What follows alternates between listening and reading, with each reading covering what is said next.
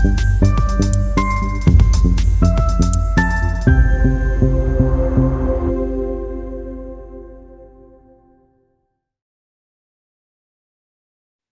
everyone. Welcome back to Miles Beyond the Page. I'm your host, Michelle Miles, and this is the show where we dive deep into the world of writing and publishing. Each week, I sit down with authors from every stage of their journey. We'll explore their creative process, uncover tips and insights, and celebrate the highs and the lows of the writing life. So grab your beverage of choice, settle in, and join me as we go miles beyond the page. Today, I'm excited to host author Julie Rowe. Hi, Julie. Hi. Hi. So Julie, awesome to be here. I'm so happy to have you. I love it. Julie Rowe brings her fascinating background as a medical lab technologist in Canada's Northwest Territories to her compelling romance novels. Known for weaving authentic medical details into her stories, she jokes that some of her real experiences will never make it into the page because fiction has to be believable. As an award winning author of almost 20 novels and 8 anthologies, Julie captivates readers with her romantic suspense thrillers and paranormal romance. Well, this is fascinating. So let's talk about your new book, Cherished by the Sinners. Tell us a little bit about that. It's about twins. They are vampires, Nice. and they finally meet the one person that they could call theirs. She's been horribly abused but still so very happy. She's like this light spirit in a dark place. And they've been in a dark place for a long time. So it's very sweet, actually, their love story. So the short blurb I have here says they've served their family for centuries, but Mason and Magnus have never dared to want until her, a woman with joy in her heart and scars on her soul. Can they convince her they're not monsters but home? I love this. I love this blurb. It's very Yeah. intriguing. Very Yeah. intriguing. So what inspired you? Now this is part of a series. Is that Yes, correct? it is. Yes. And what book number is this in the This series? is 4. Yeah. Number 4. Okay. And the name of the series is Sinners Never Die. Yeah. So, Yeah, I have a tagline that says, "No funerals in this family." I love it. So we're coming into book 4 with this, but let's back up just a tad and give us a brief overview of books 1 through 3, titles and kind of what they're about, who they're about. Okay, so the first book is Sinner's Secret, and the main character's name is Baz, and he's an 800-year-old vampire, and he's been punishing himself for hundreds of years. And so he has no money. He drives a cab in New York City. He sleeps in his trunk. He's been punishing himself forever because alcohol is toxic to these vampires. Mm-hmm. So he only drinks the blood of alcoholics.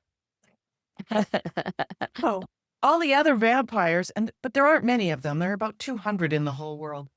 Think he's crazy because he's doing this, and he's like, "Don't be like him," to everybody else.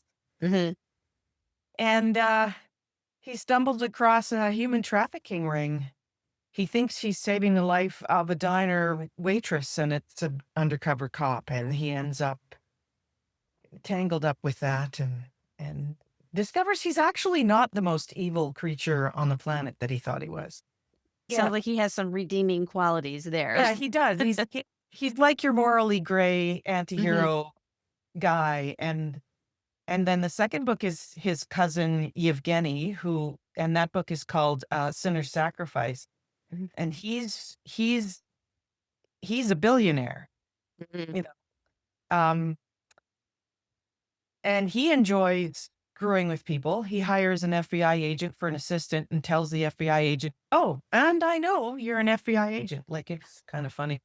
And his love interest, Samantha, is a EMT, and she works with the homeless and people on the street. And yeah, that one's kind of intense too. And then the third one is actually Baz's mother, and she is kidnapped by a rogue member of Homeland Security. He's Oh. been told that she's a vampire and she can't die, and so he shoots her to prove it and then kidnaps her. But that FBI agent that Yevgeny hired in the previous book was with her, and so he's been also taken, and he gets shot just so they know, "Oh, yeah, okay, you are not a vampire because you're bleeding and now it hurt." Yeah. It doesn't fix, and so they bring in an military interrogator who happens to be, the grandson of a man who helped Baz's mother during World War II. Wow. That sounds And bad. so he walks in the room and sees her and knows who she is and goes, "Well, that's it. I'm I'm getting her out of here." So, and now we're on to the twins, and then there's one more book after that. Oh, great. This sounds like a great series. So, what inspired you to write this? Where did you get the idea for this Okay. series? So I've had this whole series in the back of my head for years. My kids, actually, back when Twilight was big, Mhm. wanted me to write a vampire story, and I said, "Well, if I'm gonna write one, he is not gonna be rich. He is not gonna be nice. He's not." I'm just totally anti-Edward everything, and, yeah, that's where that came from, so, um and my vampires are not there's no magic actually in it. Mhm. The vampirism is an autoimmune disease, Mhm. and there's only 200 of them at the beginning of the series because the gene that you have to have in order to this result to happen is incredibly rare.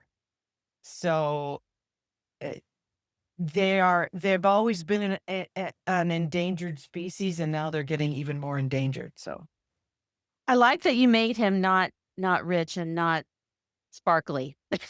yeah, no, like, the guy like, he has steel-toed boots, and he gets shot in the toe, and he gets so pissed off because they were brand new boots, and, like, it he's a normal guy, it's just that he doesn't happen to die, and so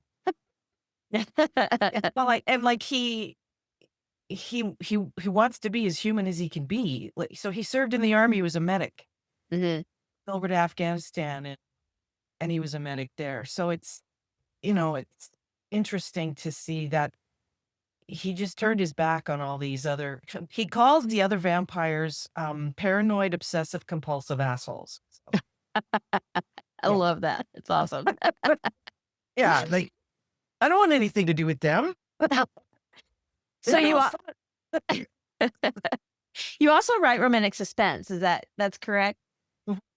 What books do you have in is that a another series? Do you have other books in that, genre? Yeah, I do. I have a series of 3 called the, Biological Rapid Response Team, which is a military-based, team that investigated outbreaks all over the world, and I wrote 3 books with Harlequin with that. And then, that was a while ago, and then I just got my rights back and republished. Nice. So those have been out since January, 1, 2, 3.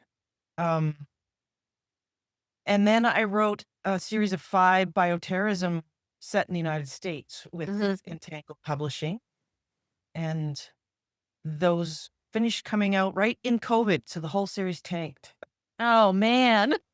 Yeah, yeah, yeah, it's very sad. Oh, just poor timing, I think. Who What do could you do, right? yeah, I mean, who could predict that? Yeah, the funny part about that series is, that I picked 5 a different pathogen for each book, Mhm. none of which were a problem when I wrote the books. They're all problems now. Like, I completely predicted the measles would come Oh, back. wow. I yeah, hantavirus, I Mm. predicted that one. Um, bacterial meningitis was another one that I did. Like, it just yeah, so it's too funny. I keep emailing my editor and saying, "Oh, look, called another one." Well, let's But talk I about got your oh, sorry. no, sorry, go ahead. I got the probably the best compliment of my writing. Right during COVID, I had a gal who messaged me on Twitter and said, "My husband wanted me to thank you." And I'm like, "Okay, what for?" And I guess he read my 5-book series and he said to his wife, "I'm not anxious because I know what's gonna happen. I read those books." Like, "Oh, okay. I'm so glad that you, oh, my chair is sinking.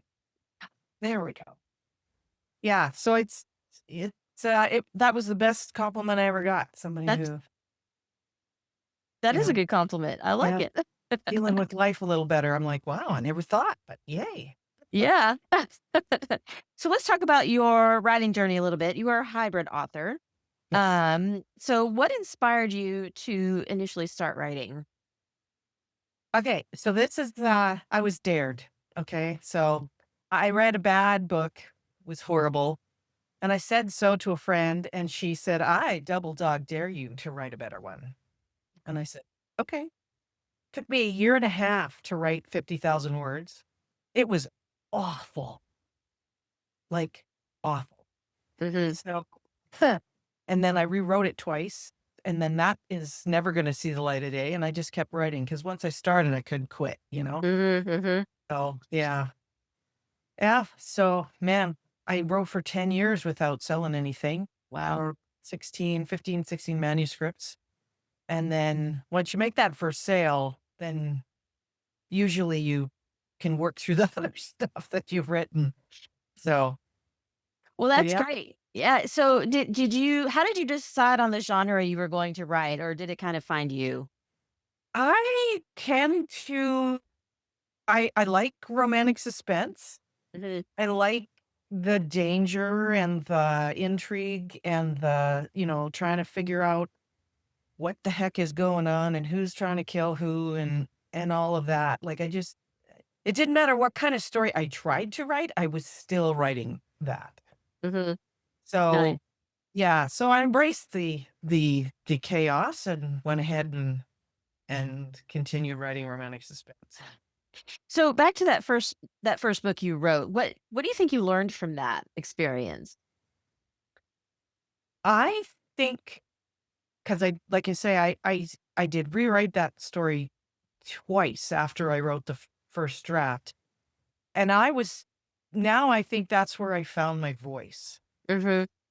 And I didn't have one in the first draft of that, and then I took a ton of workshops, I entered it in contests to get feedback, I worked with critique groups, and and that was really how I kind of figured out who I am as an author, that first book. But I had ideas, but they weren't really well connected. So, I mean, I had to learn plotting, I had to learn character arcs, I had to learn, yeah, all of that stuff. So it took a while, right? Mhm. To get it all in your head and then actually use it. So Yeah, there's a learning curve to writing. there There's is. people that are awesome right out of the chute, but not very many. Yeah. Yeah. Yeah. Yeah. I do think that the contest feedback and critique group feedback, I think that's really invaluable, especially when you're starting out. So, any suggestions on how you find those people to help you, those critique Yeah. partners? No kidding. I mean, I would start locally. So wherever you live, look for a writing group where you Hmm. live. Hmm. Because you can often find people who will do it face to face. And of course, face to face feedback I find is better because you get to sort of see the reaction to the story because Yeah. we communicate more with our body language than we do with words, really. Right. Right. And and so start with that. But um, you can also go online because a lot of writing groups, like say Sisters in Crime, for example, Mm-hmm. they have online groups where you can have feedback given, and in fact, I teach for Sisters in Crime. The last 4 or 5 years, I've taught at least twice a year for them. They have a group called the Guppies, which are for newer writers, and their workshop schedule is amazing. Yes, and I have a note here. I do want to talk about your you that you teach writing classes. So I have a Mhm. note that one of the things that you teach is love your voice, how to write authentic male characters. If you're female, I love this. And just there's a whole bunch of them. So how did you get into teaching writing classes and where can we find your classes?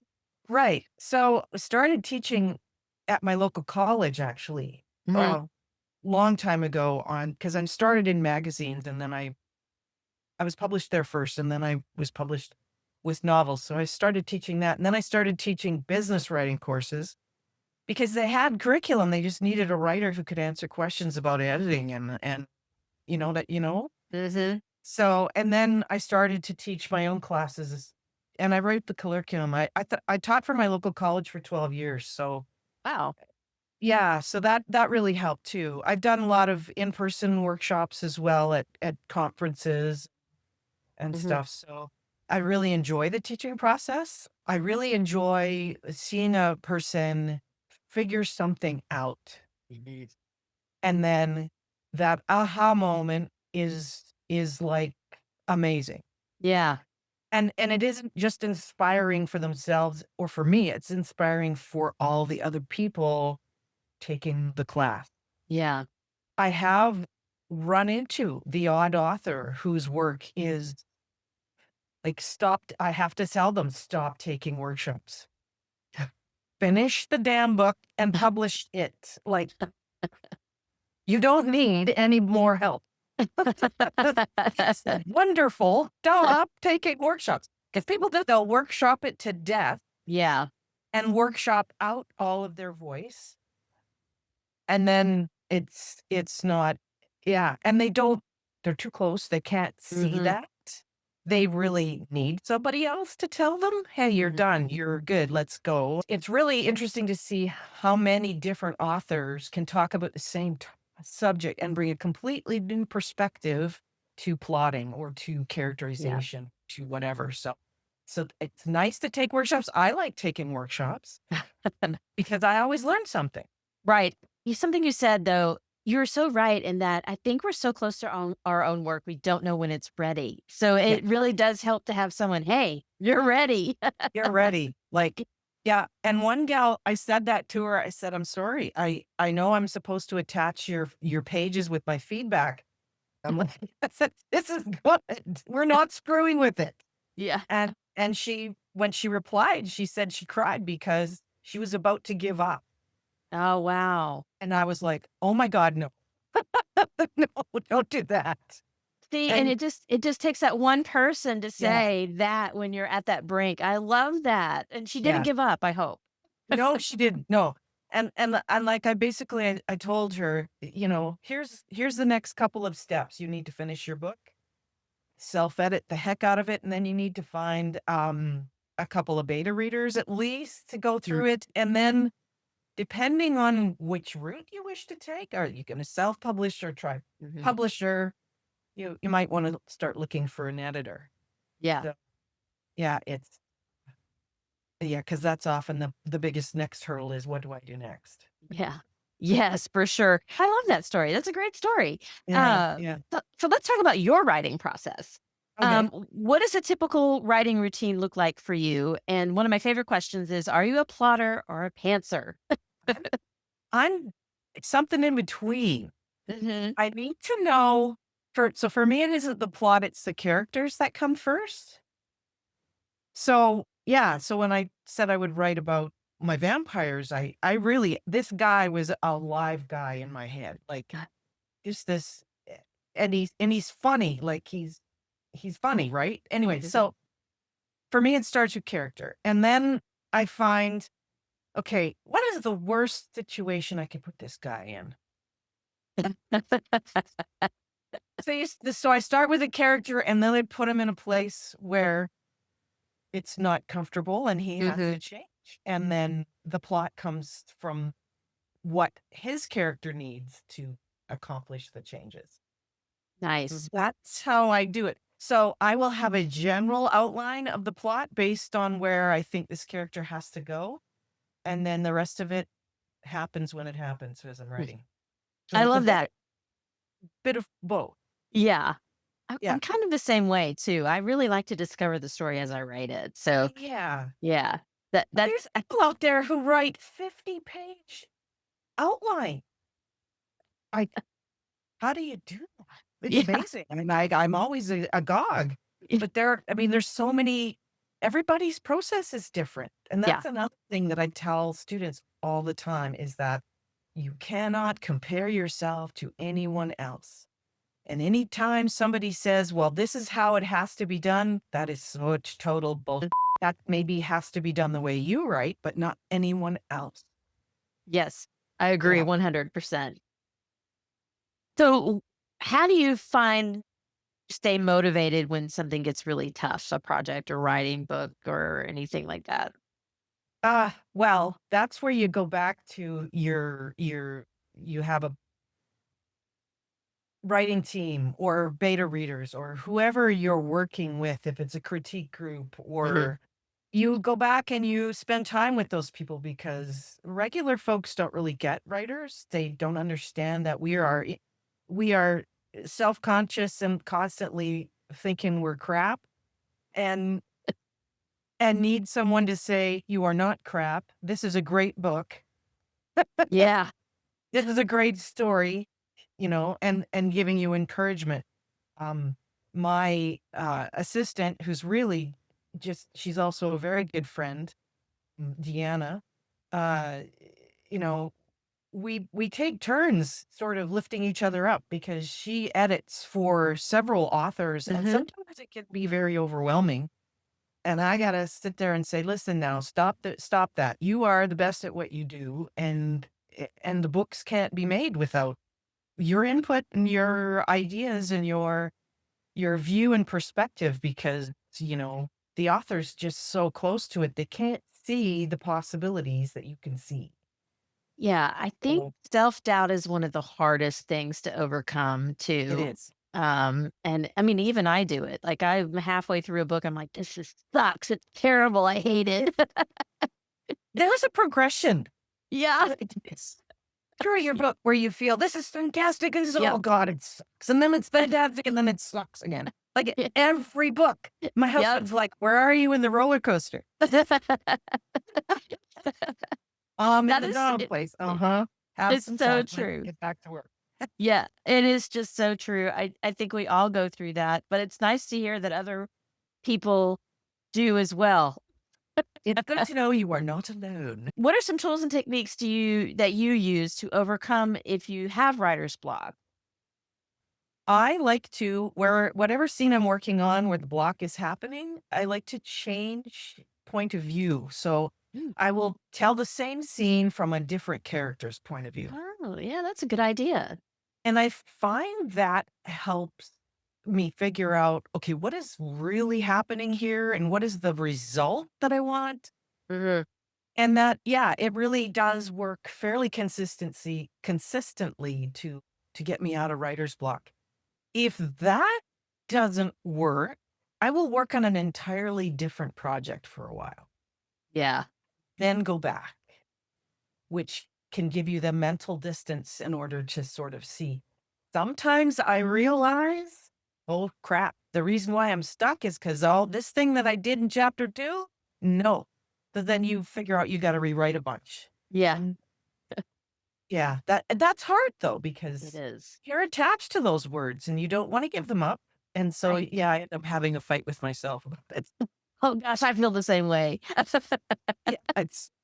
Yeah, yeah. I have a sign or something somewhere, and it says, "If you hear me talking to myself, don't interrupt. I'm having a staff meeting." Like, I love it. That's hilarious. like, leave me alone. I'm not going nuts. I'm trying to figure this out. Yeah, I'm trying to figure it out. So you talked a little bit before about, the first book you wrote, you did contests, you did critique groups, but can you share a little bit about your journey to publication, what that first sale was like and how you ended up there? Oh, wow. Okay. So I started going to Romance Writers of America conferences back into first one was 2001, Oh, actually. wow. And at that time, I mean, it was 10,000 people and Yeah. all the connections. That was the place to go for a Hmm. new before you're published, because you could do pitching books to editors and pitching them to agents, and there were excellent workshops and just meeting people and stuff. So that's where I got connected to the writing community. And I went every year up until COVID. I live in Canada, and at the time, up until last year, I lived in the north. So I literally had no community locally.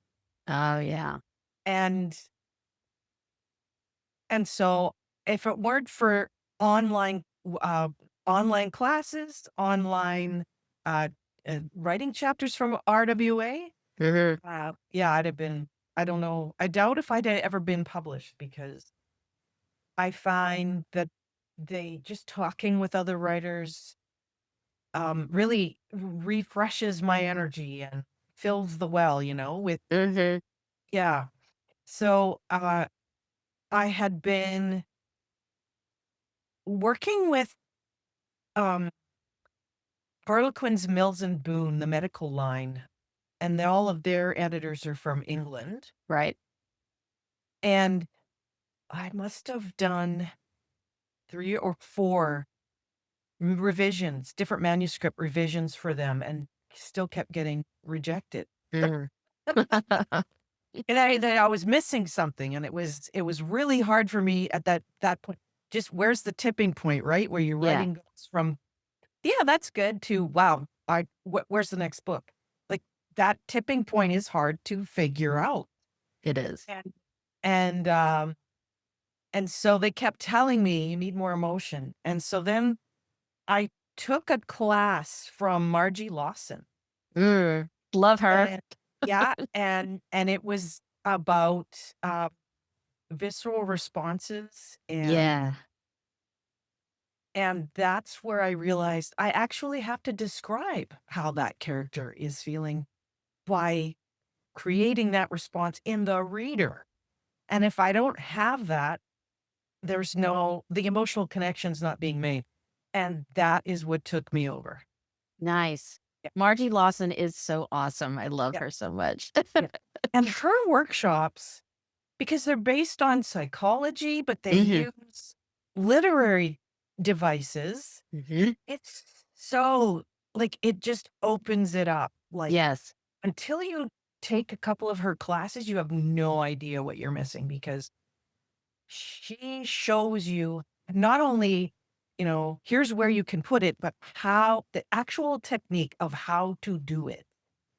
Yeah. And once you've got that, you're gold. Like, Yes. Her but deep I ed. have taken a couple, she has an intensive where she'll do Yes. on weekend, Yeah. taken 2 of those, and every time I get more out of it. And she has that deep edits class that is amazing. Yes. That is Deep amazing. edits. Yeah, just simply her whole catalog of classes are just outstanding. And what's great is you can take them live online or in Mhm. person. You can also get the what do they call it? Just the package of the notes, Yeah. the lecture packet. That's how Yeah. you can buy the lecture packet, and there's just what I think they're $30 or something. Like Yeah. Not much at all. crap. Yeah. Yeah, you have no idea how much value there is in those things. Yeah. She is an amazing teacher. I love her. I love her classes. And she's just a wonderful person too. So yeah, there's a plug for Margie Lawson. Uh, I've taught for her as well, actually. I've let her nice. she has a whole academy, so she has a whole bunch of authors that teach. Yes. So if you're looking for anyone listening, if you're looking for any kind of workshops or definitely check out Margie Lawson's classes. She's Absolutely. great. Yeah. Um, what are some of the biggest surprises or challenges you faced in publishing? Wow. Oh, that's a big topic. Um, Staying on top of marketing trends.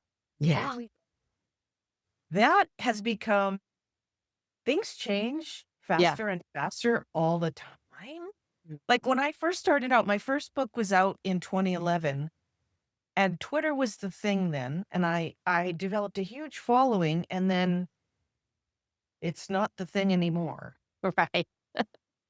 And for me, TikTok, I just never can figure it out. Like, it's so difficult to try and keep up with what's popular. Where are the real readers at? Mm. Because the real readers show up at TikTok, and then it gets taken over by, like, oh, we'll pay you to talk about this. you know what I mean? Like, Yeah. it's not organic anymore. Mhm. It's a paid thing and people are paid to do it. And whereas I would prefer that you found out about my book because someone else loved it and that's it. Like, Mhm. Mhm. yeah. Yeah, and that's funny because my next question was going to be about marketing. And Um, and one of the questions I wanted to ask is how do you find what do you find are the most effective strategies for finding those new readers? I think it's really hard it to is know really where they hard. are. And you've got to try things like this is the first time I've ever done a podcast about books. So, and when my friend Deanna Yeah. mentioned mentioned it, I thought, yeah, let's try it. Let's go. Like this sounds fun. I love listening to podcasts. So, so this is something new for me. Um, I I went back. So this year, since COVID, this was the first year I did any in person events. So I Mhm. went to Book Lovers Con in Vegas, and that was interesting because I got to interact with readers who are serious readers Oh, and yeah. reviewers and just talk to people and how many of them were like, oh, like interest once you chat with them, they're interested in what you're writing and they go and check you out. So so I may be doing more in-person events. Mhm. That it's something I'm going to try and do in the next 2 or 3 years. And but I'm still trying to find online. I have a big newsletter that I send out once a month. So I have subscribers on that. And otherwise, it's doing a lot more interaction where I might trade a mention in a newsletter with another author. So we Mhm. talk about each other and yeah, Do you think social media is important for authors today? Do you think they should have a presence or I think so. I think especially for younger generations, it's where you find people now. yeah. Mhm. It really is. You need to be somewhere. Yeah. You know, Instagram, wherever you can be, right? So Yeah. yeah, it's like my mom, who's, you know, almost 80, she reads, but she's not on Facebook, she's not on Twitter. Right. Yeah, she goes to the library. Mm. We So love our libraries. yeah, because libraries, I mean, my oldest daughter used to sell books. She worked for a bookseller. And those are the people you want to make friends with because they make recommendations based on what they've already read. Yeah. And that's how you sell books. Actually, the funniest way marketing thing that worked for me was I went geocaching with my daughter. Now, how old is geocaching now? 15 years? I don't Yeah, know. something like that. A while. And I stuck a bunch of bookmarks in a geocache.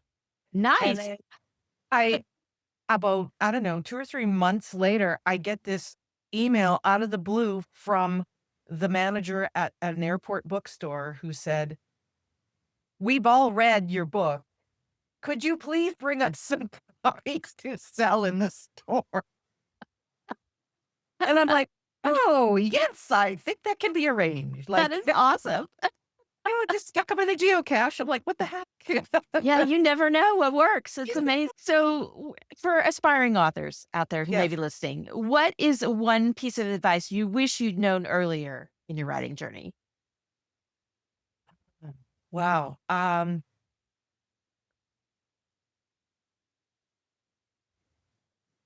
Again, your journey is pretty individual. Like, Mhm. isn't gonna be like somebody else's. I guess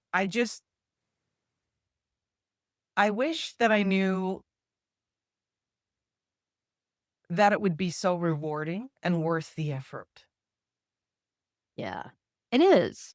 Because there's been lots of times where I thought, "I'm I'm gonna erase it all off my computer and garbage everything," and my husband talked me out of it, and yeah, like, I got a review day before yesterday that made me cry.